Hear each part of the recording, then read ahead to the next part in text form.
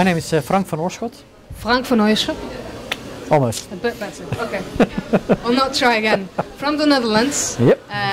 Representing Ex Machina, which is a company, to put long story short, specializing in second screen applications. I was wondering, you were mentioning that there's been a few generations of second screen, or at least the first generation was not as successful. So where are we in terms of second screen? It's a fairly new technological solution. Is it the second generation? What's the difference then between the first and the second? No, if you look to the market, there's different perspectives.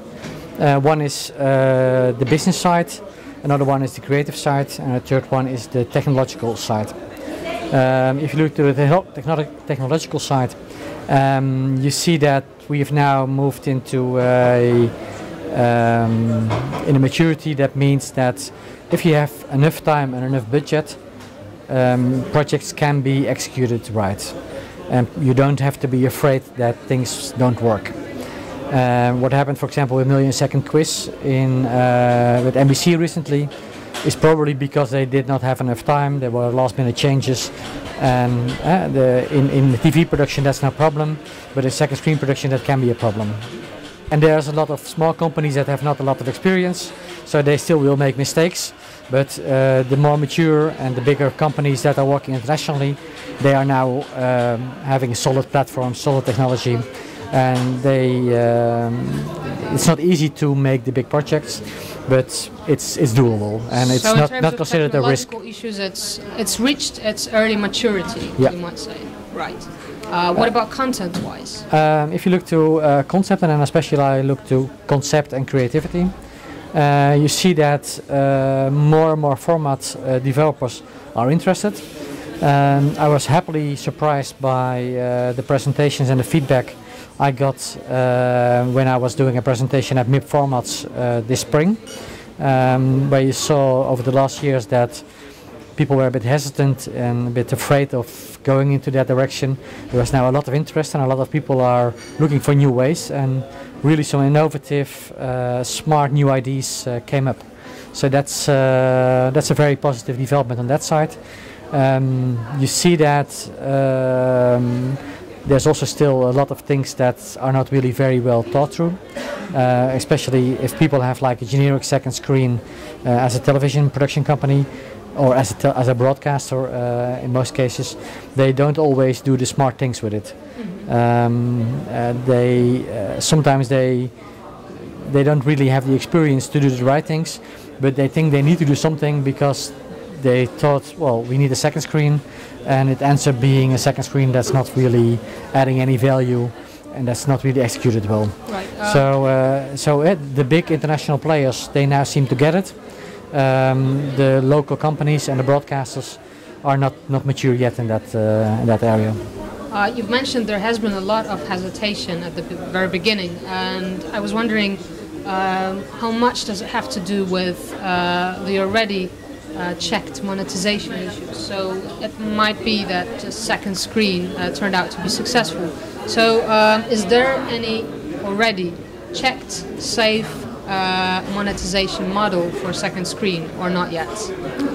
Yeah, well, that is a third perspective that I was referring to. So at the business side, in the presentation I briefly showed how we now make monetization and reach models, which basically are the marketing part and the monetization part together in one. And we see that if we do that early in the process, and we have a production company and a broadcaster that's flexible and does not have too many legal restrictions, that we can always make a positive business case. So also in that terms, we now see that the market is getting mature. We see more and more big advertisers coming in. We see premium models getting accepted and getting used.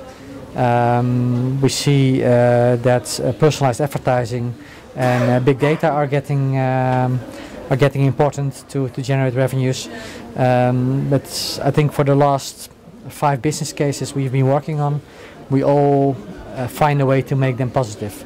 This will not say that it has been proven in reality, but as a broadcaster and as a production company and us together, we all have the feeling that it's gonna be a positive business case. Are you producing or developing projects worldwide or across Europe, or is it locally based?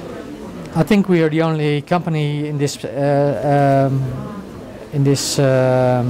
segment of the market that's truly working globally. We have customers in Japan, in Singapore, in Australia, basically all over Europe, North America. So first one in South America now. So actually only Africa is not there yet, but apart from that we work on a global scale now. Perfect. So you have quite a big range of different markets. And yeah, but we see that the products we do in outside of Europe and outside of the US, and then outside of the big territories in Europe, are all very small projects still. So it's really like 10, 20, 30, 40,000 euro projects. And in the US and in the bigger countries in Europe, we see that we do projects that are 100k up to 300-400k. Well, who knows? Maybe Filmteractive will bring you closer to the Polish markets, and yeah, we might be able to see a Ex Machina application for one of the TV shows in Poland. I didn't understand the presentation of the Polish broadcaster. Polish national television. Yeah. But what I heard is technical problems was something that he was telling about a lot. It seemed that was what I understood, and we've been looking into bringing our home coach to Poland for a while now with a production company that takes care of the voice. And so far it was not feasible, but we keep on trying and we hope it will work out.